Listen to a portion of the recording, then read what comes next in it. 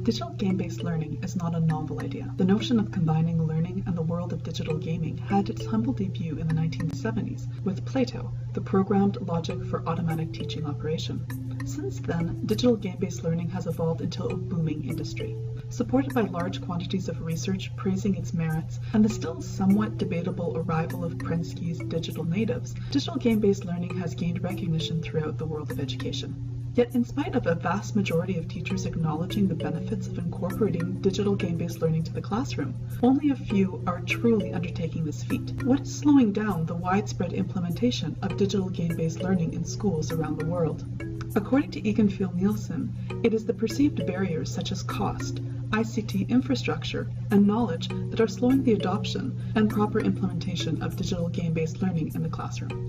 Improper appropriation of technology can blur the fine line between the concepts of gamification and digital game-based learning. Gamification implies adding gaming notions, such as points, scores, levels, and avatars, to a non-gaming learning environment.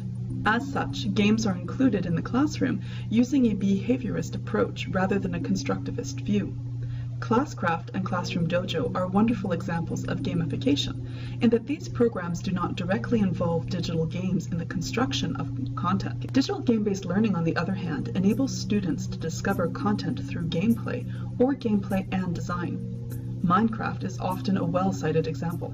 Digital game-based learning refers to the integration of games in both the context and curriculum to foster an engaging and motivating learning environment for students. Yet how can one properly integrate digital game-based learning into the classroom? What exactly does digital game-based learning look like?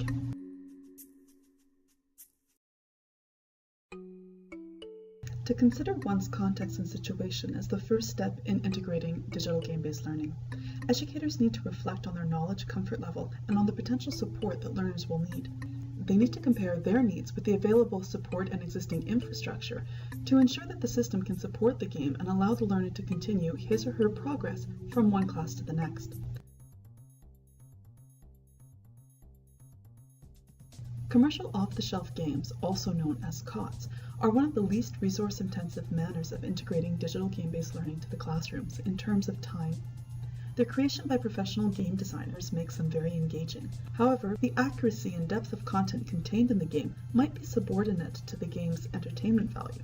Van Eck suggests 5 key steps to properly select and integrate COTS within the classroom. First step, choose a suitable game. When dealing with commercial off-the-shelf games, it is rare that you will find one that matches your situation perfectly. So look for a game that matches the desired curriculum or content, or shares underlying strategies, or even that enacts a relevant role play. Second step, align the game with the curriculum so as not to compromise learning or the game design. Third, align the game with the class content to minimize any missing or inaccurate information. Fourth, extend the concepts of the game to the rest of the class activities, such as assignments and homework. The final step involves making the call. A game that is effective in one context is not necessarily so in another. Abandon a game that is ineffective for your context, regardless of the time spent on the previous steps.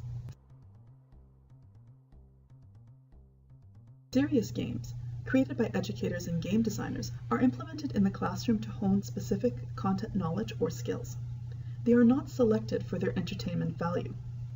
The rise of online game creation tools has had a very interesting effect on the implementation of serious games. Game design is now open to everyone, and as such, games can be designed to cater to specific content and contexts. However, this has left educators with an overwhelming selection of serious games. Another issue raised by Papert and echoed by Egenfield-Nielsen is that serious games are often not comparable in terms of entertainment value to COTS. Serious games are at risk of Papert's Shavian reversal. They are often perceived as dull or boring, and as a result, the students are not fully engaged in their learning and do not benefit from the digital game-based learning. These barriers make it critical for educators to consider the principles of game design while analyzing their needs and solution in order to select or design a product that is entertaining, educational, and relevant to the students. The third level, having students design a game, requires more teacher and infrastructure support. Van Eck wrote, "The greatest learning benefit remains reserved for those engaged in the design process, the game designers, and not those at the receiving end. the game players.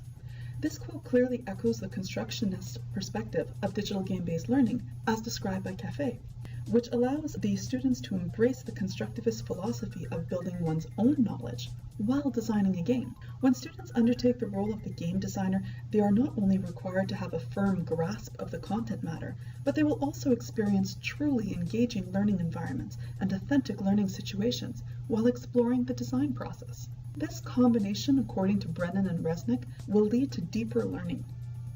To benefit from this method of integrating digital game-based learning, time, freedom, and teacher support is required to allow the student to explore and develop his or her knowledge. Computer access and infrastructure must be able to support the design process. Once again, we can see how imperative it is to properly evaluate your situation before embarking in the implementation of digital game-based learning.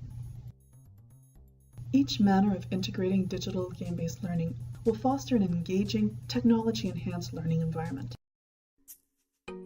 According to Van Eck, games are effective, not because of what they are, but because of what they embody and what learners are doing as they play the game.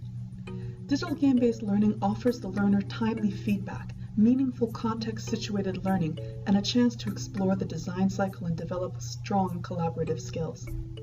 Yet, like all technology, its merits depend on the manner in which it is integrated into the classroom.